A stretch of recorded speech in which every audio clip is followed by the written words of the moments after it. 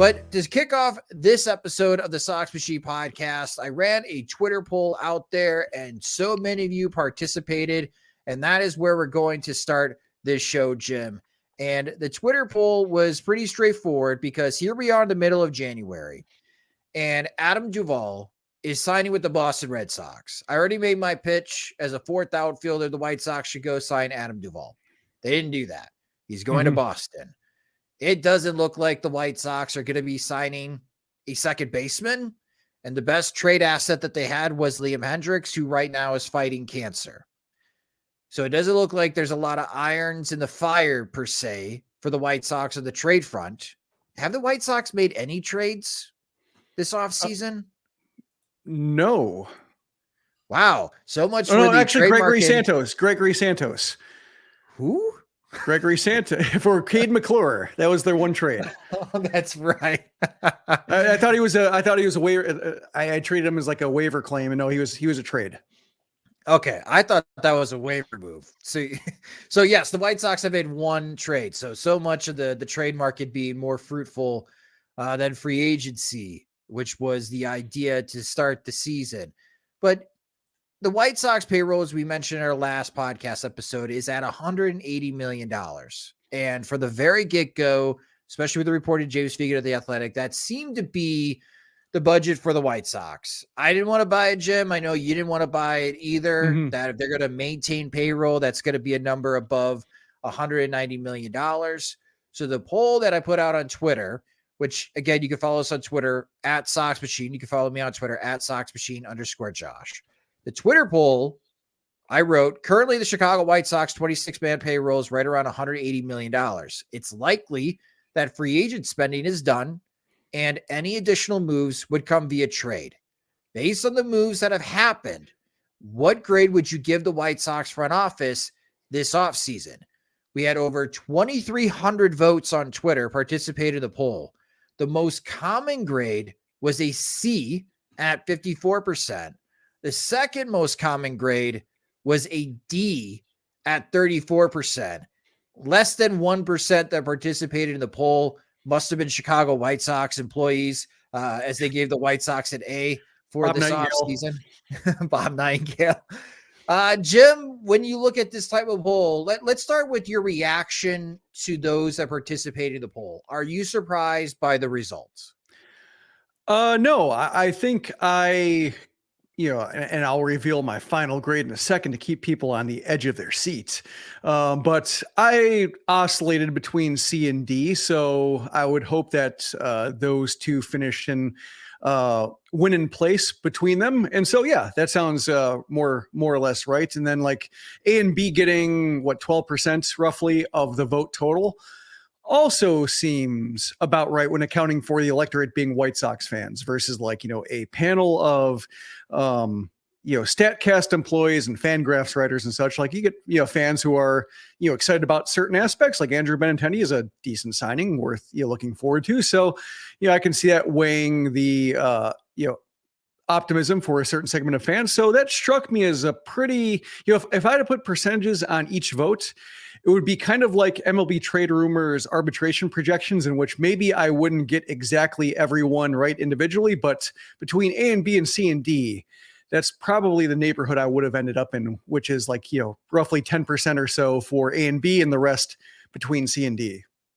If you had F, that would, I know Twitter polls only have, 4 slots, so you can't put F, but I'd be curious, how much, the D votes were Fs.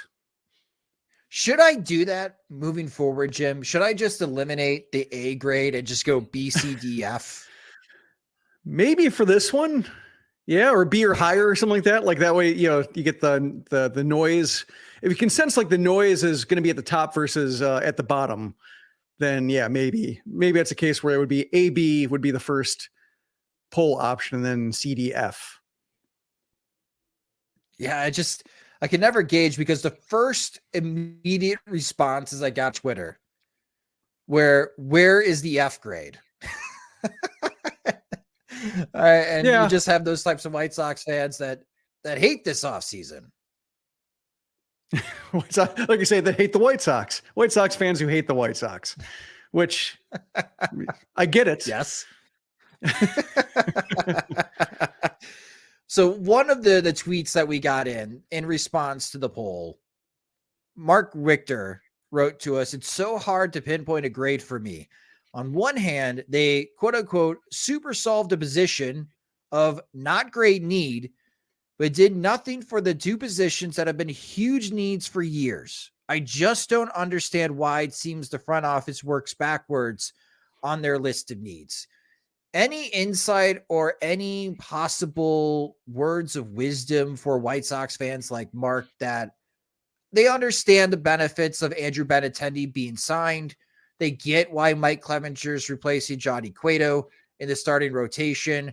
But in the middle of January of 2023, in a contention window, glaring hole in right field, glaring hole in second base, how come the White Sox don't address these needs?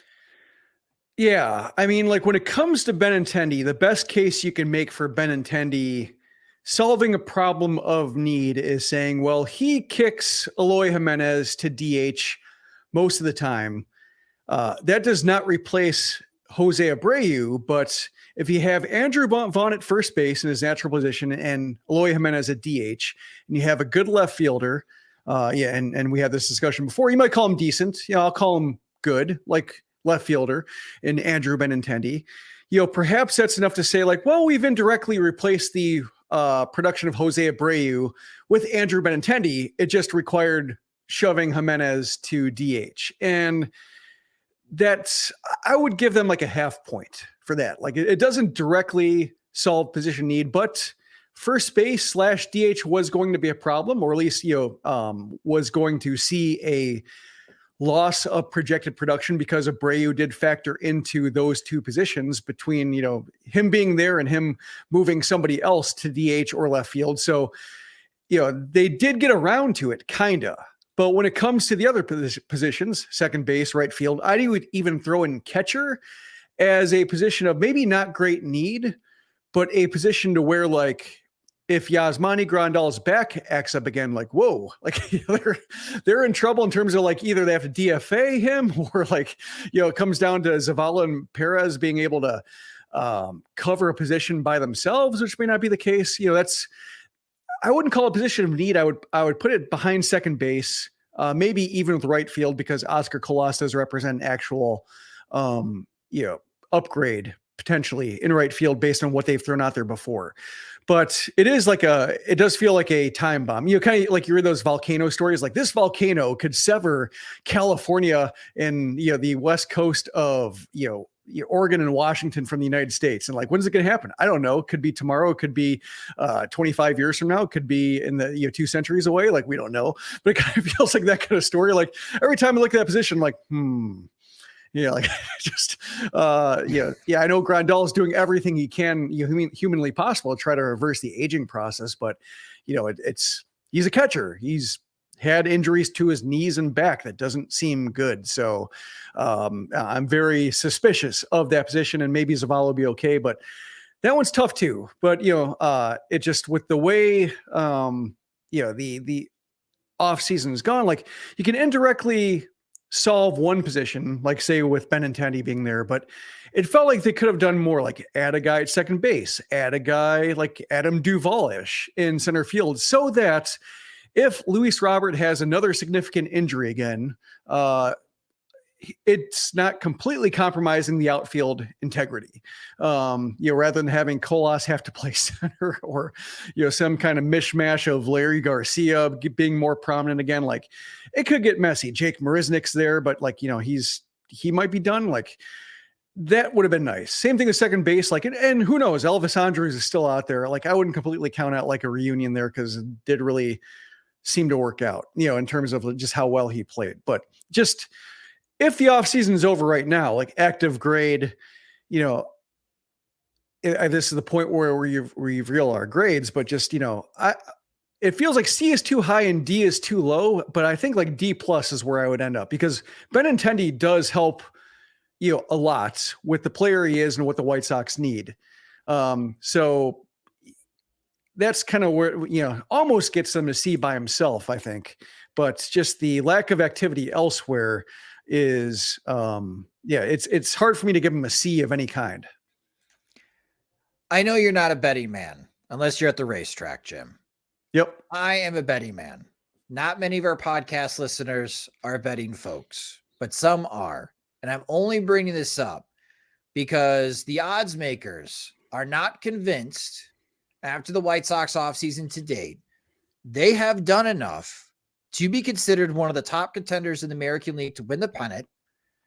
And according to one sports book, a very popular one, DraftKings, they haven't done enough to pass the Cleveland Guardians in the 2023 projections.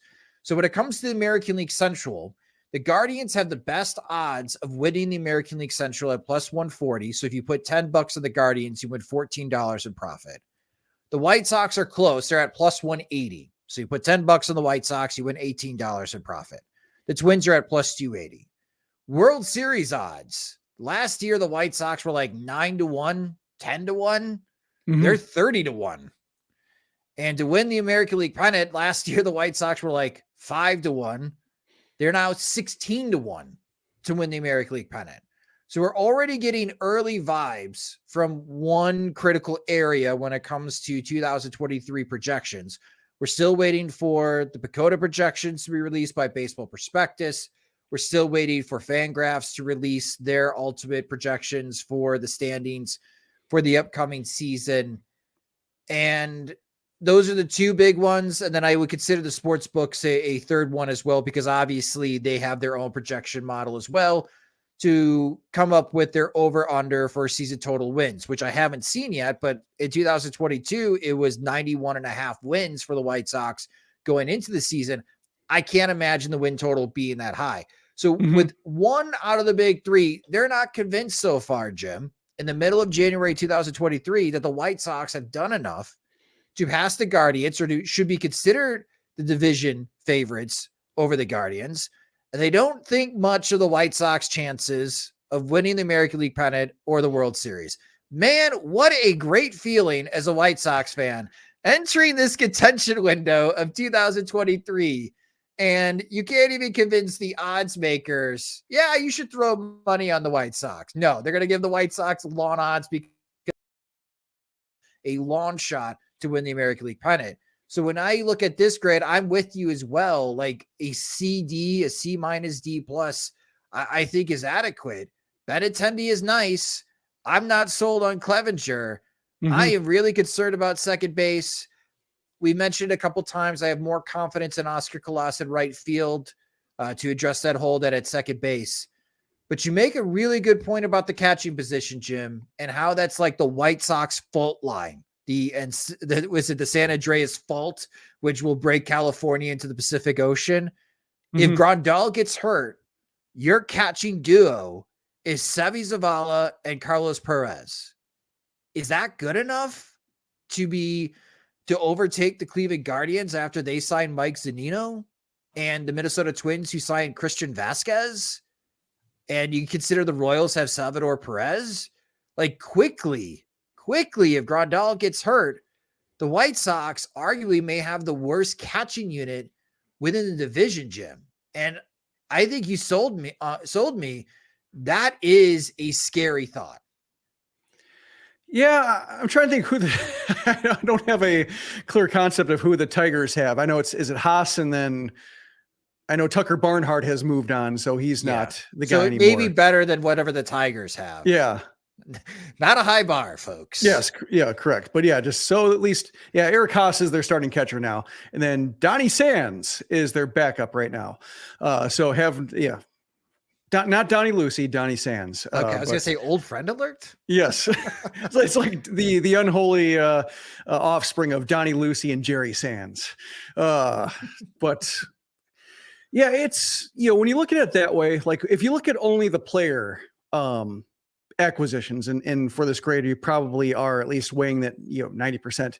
Like you would say, like, there's a good argument for an F. If this is their contention window and they're spending less money, and that factors into the offseason, and they've left multiple positions unsolved, and they may not have replaced Jose Abreu, and they may not have replaced Johnny Cueto. What exactly have they done here?